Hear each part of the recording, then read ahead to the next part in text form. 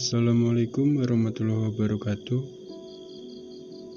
Kali ini saya akan membawakan cerita horor saya, di mana terjadi pada tahun 2021. Nah, teman-teman, sebelum saya melanjutkan cerita horor ini, buat teman-teman yang belum subscribe, silahkan subscribe.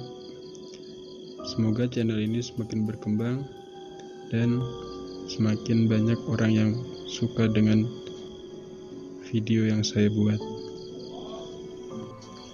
Cerita ini bermula ketika saya baru pindah tempat dari kota yang berada di Sumatera, dan pada saat itu saya pindah ke kota yang berada di Jawa Timur.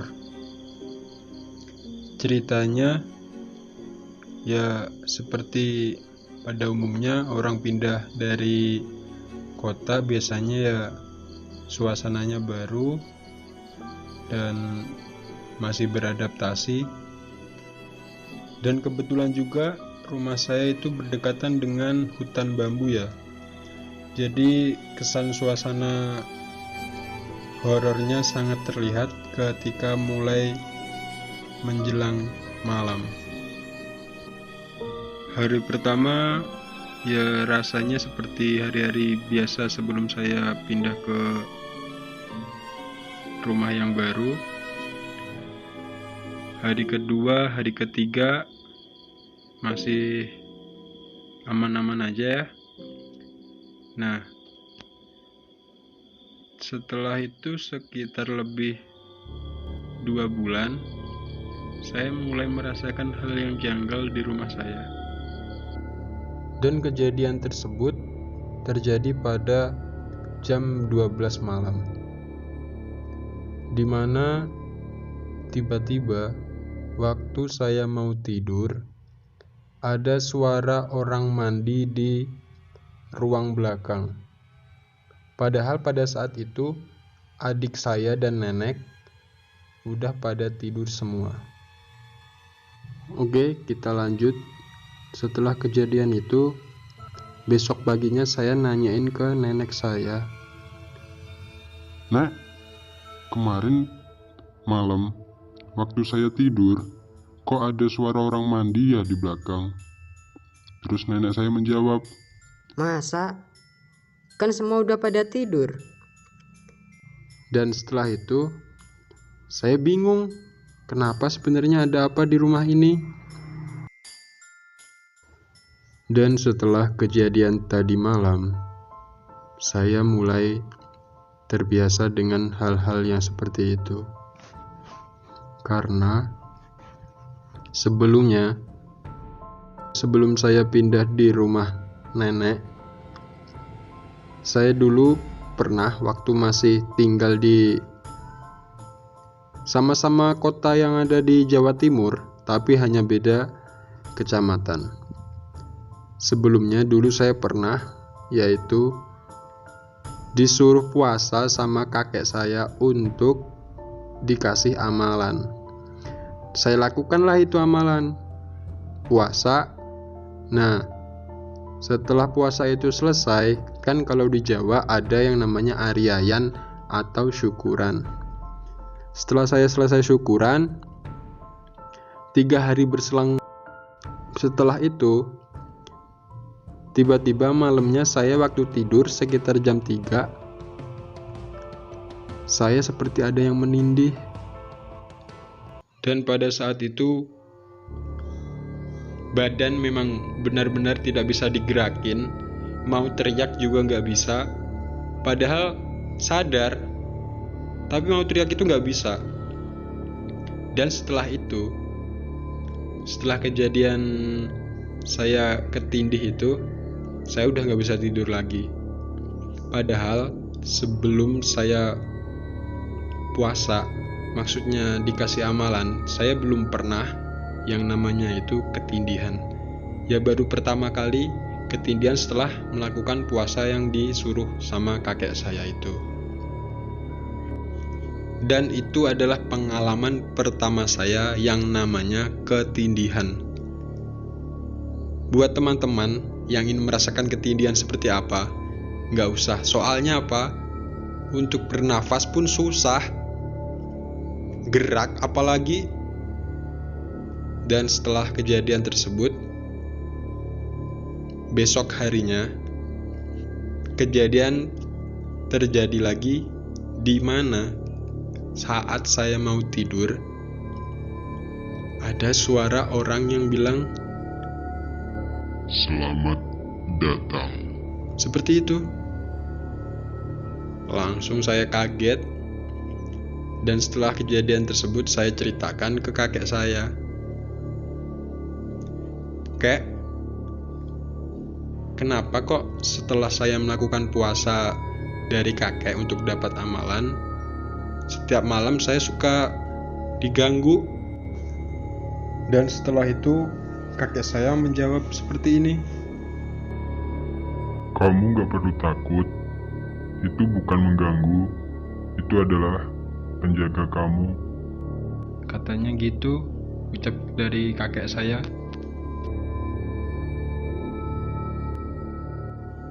Dan itu adalah awal dalam hidup saya merasakan hal gaib. Oke, sekarang kita lanjut lagi cerita waktu saya sudah pindah ke rumah nenek yang ada di Jawa Timur. Setelah kejadian yang saya ceritakan tadi, saya mendengar ada orang mandi waktu jam 12 malam. Pergilah saya ke rumah tetangga saya yang kebetulan rumahnya sangat berdekatan dengan tempat tinggal saya. Saya tanyainlah orangnya, Pak, Bapak asli orang sini? Bapaknya jawab, Iya dek, kenapa? terus saya nanya lagi, Pak, emang rumah yang saya tempatin horor ya? Kok saya tiap malam kemarin sama kemarin lusa ngedenger ada suara-suara yang aneh. Maksud saya suara yang gak ada orangnya gitu. Setelah itu AA-nya menjawab, Iya, benar. Emang di rumah kamu yang sekarang kamu tempatin emang angker di situ. Soalnya dulu pernah dikosongin sama nenek kamu waktu nenek kamu pindah ke kota yang ada di Batam. katanya seperti itu. Jadi dulu pernah ada orang yang ngontrak di rumah kamu, dek. Dan ya sama kayak kamu cerita, ada yang mandi waktu malam-malam. Kalau nggak gitu tiba-tiba ada TV nyala. Intinya kan sekarang adik di sini pendatang, kalau bisa lebih berhati-hati, jaga adab dan sopan santun ya di sini. Karena biasanya kalau orang baru, maksudnya saya itu pendatang, pasti ada aja gangguan-gangguan untuk orang yang baru datang ke sini. Dan setelah kejadian saya menanyakan itu ke tetangga saya, ada rasa sedikit takut. Tapi namanya juga pendatang, saya juga harus memahami apa yang dikatakan sama AA tadi. Dan setelah itu, hari berlalu, saya merasakan hal yang sama lagi, yaitu tiba-tiba jam 1-an waktu saya belum tidur, kan saya main game. Tiba-tiba jam 1-an itu tadi ada suara orang mandi sambil bernyanyi. Entah suaranya seperti apa, intinya yang saya ambil suaranya seperti orang bernyanyi tapi sedikit ada ketawanya. Menyeringai sekali. Saya langsung buru-buru tidur, takut soalnya udah pada tidur semua dan saya belum tidur. Dan setelah kejadian tadi malam itu, esok paginya saya ceritakan lagi ke nenek saya. Dan nenek saya cuma menjawab, Saya nggak dengar suara apa-apa. orang malam itu Saya mendengar, Nek, kalau ada suara orang bernyanyi, terus sambil ketawa. Dan hari-hari pun berlalu. Saya yang dulunya merasa takut dengan kejadian-kejadian seperti itu, akhirnya mulai terbiasa. Dan sampai pada akhirnya terjadi lagi waktu saya sudah tertidur sekitar jam 12 malam. Memang ya, kejadian ini memang selalu terjadi ketika jam-jam sudah mulai menjelang tengah malam. Yaitu tiba-tiba di ruang TV, padahal di situ nggak ada orangnya, tiba-tiba TV-nya nyala sendiri. Waktu saya cek, apa coba yang saya lihat? Yaitu sosok anak kecil lari-lari sambil menyeringai. Maksud saya senyum ke saya. Pada saat itu saya langsung ke kamar, langsung ini tutup wajah pakai selimut. Saya udah takut banget waktu itu. Dan setelah kejadian penampakan anak kecil tadi malam itu, waktu paginya saya langsung ke rumah kakek yang dulu pernah ngasih saya amalan. Di situ saya dikasih tahu kalau misalkan kamu nggak pengen diganggu-ganggu, tolong kamu datengin orang yang asli penduduk di situ. Coba kamu tanyain di mana makam orang yang dulu babat pertama kali di desa ini. Dan setelah kakek saya memberi informasi kalau misalkan saya harus datengin orang yang asli domisili di situ, pulanglah saya sekitar jam 1 siang. Nah, saya sampai rumah sekitar jam 3-an. Dan pada waktu itu mungkin saking capeknya saya ya, habis perjalanan jauh, langsung istirahatlah saya di kamar.